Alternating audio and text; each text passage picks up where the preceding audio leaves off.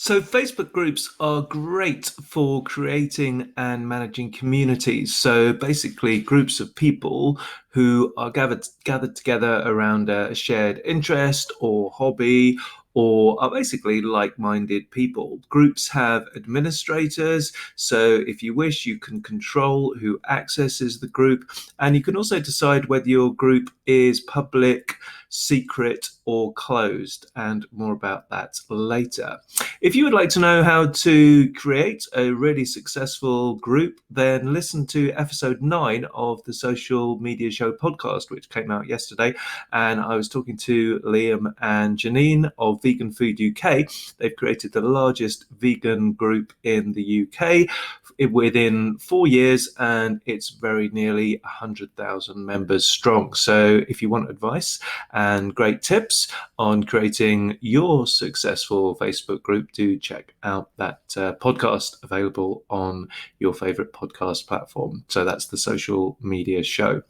Okay, so this is how to create a Facebook group. So the best way to do this is to go up here to the top, click the little down arrow, go down to manage groups here. And if you've joined some existing groups, you'll see that those are listed on the left here. If you administer any groups, then they are listed just above on the top left there. And these suggestions actually by Facebook are pretty good. So I'm into running at the moment, so you can see that I've got a lot of running suggestions here.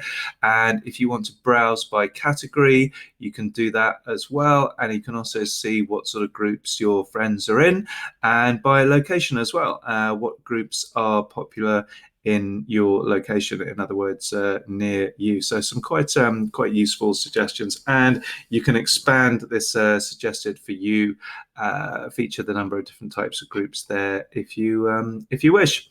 So that's pretty useful. So back to creating your own group, there is a link here on the bottom left. As you see, it says create group, so we can click that or button, and you can then name your group. So group obviously has to have a name. So if you're a business, it's worth having reflecting your business name within the group name, and people are going to be searching for groups, and Facebook are going to be recommending them on keywords. So it's important to have the keyword for your group here. So if it's about yoga, make sure you've got the word yoga in there.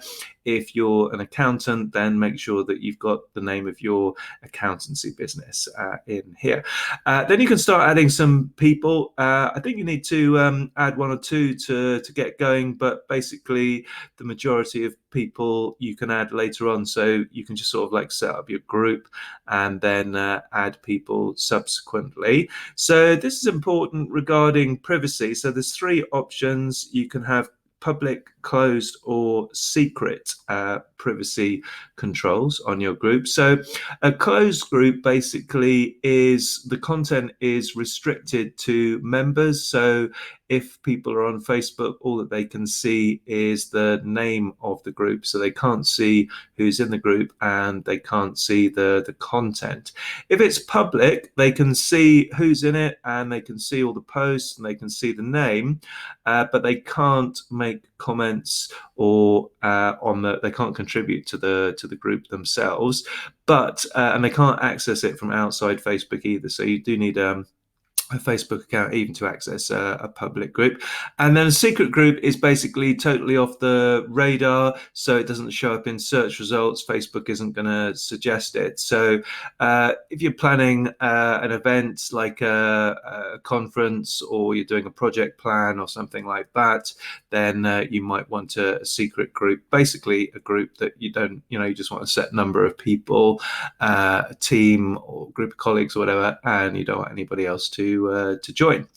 And so once you've done that, you click create. You can add a banner image to your group at the top. So you can use a tool like Canva to create that. And hey presto, you've got your group.